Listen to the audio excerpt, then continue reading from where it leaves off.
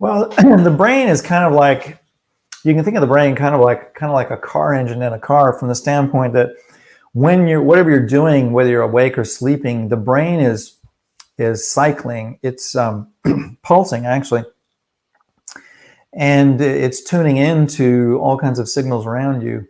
But that brain cycling happens at different rates, and when you're awake during the day, that cycling is is kind of like the motor running when you're driving around in a car. The motor's running at a fairly fast speed, and then when you're sitting at idle, the engine will slow down, and when you accelerate, it picks up. And so there are actually several different phases or frequency ranges that the brain operates in that have been labeled, gamma and beta, theta, and delta brainwave states, and alpha brainwave states. There's alpha, beta, theta, delta, and gamma brainwave states. Gamma being the fastest, and that is when you're awake. That's when you're kind of in the zone where your brain is firing on all cylinders, and your thought processes are working really well, and your intuition and all that kind of stuff. It's like you're in the zone and you're lit up. Normally, most people are running in beta when they're awake for most of the time. And then when you relax or lay down or just close your eyes, your brainwave states will slow down into alpha, which is slower brainwave states, but you're still awake. And then when you get into sleep, you may get into delta if you're lucky. A lot of people will actually fall asleep and still be in sometimes in beta or alpha brainwave states. But ideally, you want to get into delta and theta. And then when you get really into deep sleep, when you start having rapid eye movement, then your brain actually kicks on and goes back into gamma. And so it like accelerates. And it's very interesting because this is electrical firing that's going on in the brain, in the neural pathways. And so whereas you may have, isolated parts of the brain firing when you're engaged in something, when you're awake, or even when you're dreaming, but when you get into gamma, it's like the whole brain lights up, and there's this wave going back and forth across the brain of neurons firing that happens at about 40 cycles a second. And so that's when your brain is really kicking in. And some people liken it to connecting up with God or the universe, because there's a lot of really important stuff that goes on there. So if you're not getting into those deeper brainwave states when you go to sleep, which most people aren't in my experience, then you're not really getting, as you mentioned, the restorative sleep and the regeneration, because when you sleep, that's when your body is healing and regenerating cells and tissue. And also the mind and the emotions. That's where a lot of mental stress and emotional stress and illness comes from, is from a lack of sleep chronically every night. And people know they don't feel well, but they don't really know why, or they don't know why they can't get good deep sleep. And so is deep sleep when you're in gamma, or is it when you're in delta? Well, deep sleep is when you're in delta or theta or gamma, but the delta is the first stage of sleep, and theta is the next, and then gamma is the deepest. But gamma is a shorter period of time, because when you're sleeping, you're not like just conking out and staying at the same frequency all the time. You're going through phases while you sleep that last about 90 minutes, typically anywhere from 90 minutes to 2 hours. So you'll go in and out of these brainwave states while you're sleeping, but you should be going into delta, theta, and gamma.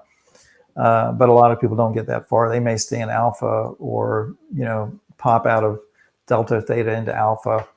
And so by healing the body and healing the glands, the endocrine glands, and balancing the hormones, that's the long-term approach that I've always done for helping people to get good sleep. But in the short term, then there are specific things that I show people that they can do to get immediate relief, because there are certain supplements, for example, that unlike meds that will just knock you out and actually weaken your thyroid and your glands over time and increase the problem. Because when your glands aren't producing the correct hormones, when they're out of balance, if the adrenals are exhausted or the thyroid is exhausted or stressed, and you're not producing the right hormones in balance, and you're getting these sleep problems, then if you come along and take a chemical that's going to knock you out and put you into artificial sleep, number one, it's not going to be restorative. But number two, it's going to make the glands get weaker and weaker, and it's going to make the problem worse and worse. And you're going to become addicted to more and more of whatever it is you're taking. It's going to take more and more of it to get into that sleep, and eventually it just won't work. And so you can only do that, whether it's with natural supplements or with meds. You can only do that for a short period of time before you need to be simultaneously working on healing the glands, the endocrine system, eliminating any stressors like EMF, and then, like I said, eating a ketogenic diet, ideally within a intermittent fasting window of about 8 hours. So basically lunch and dinner, and avoiding eating stimulants and eating late, that kind of stuff. If you basically do those things, you'll get them usually with just eating right and eating within an 8-hour window, doing intermittent fasting. That usually will like turn around right away. Yeah. But there are some supplements that I also tell people about, which we can mention. But there are certain foods too that if you eat, they will keep you awake. For example, eating beans and legumes and soy, that can throw hormones off balance in the long term. But also, they're hard to digest, and so your stomach can be working on them, especially if you eat late. It can be working on them, trying to digest them, and that will keep you awake. But generally, oh, go ahead. No, well, I was just going to emphasize that I talk a lot about the sulfur and the oxalate vegetables, and I've just realized that now, because of the GMOs, because of the spike protein and what it's done to our insulin dysregulation in the body, that no one should be eating these foods because they're backing up the liver. And they used to be healthy, and we used to be able to all eat them.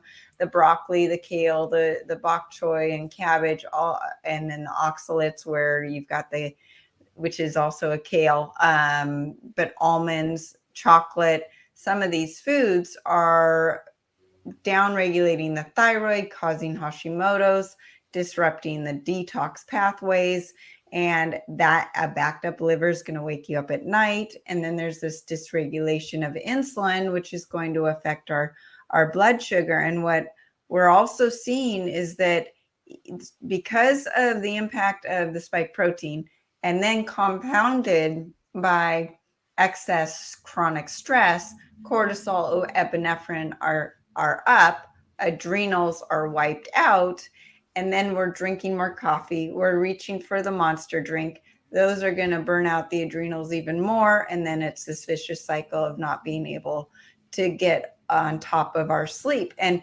so the question comes up of what is the health impact of not getting enough sleep? It's this domino effect. Then you wake up and you have 2 or 3 cups of coffee instead of just the one. And now you don't have the energy to go work out. You don't have the energy to get out of bed. You don't have the energy to go look at the sun and set your circadian rhythm, which is part of, setting your clock. And then you might be exposing yourself to some chemtrails that are overhead. And then you're reaching for your cell phone. And I don't know anybody who is not putting away their cell phone 2 hours before bedtime like we're supposed to, because it's like an appendage. It's part of our hand, or part of our right or left hand. We just carry them around and feel naked without them.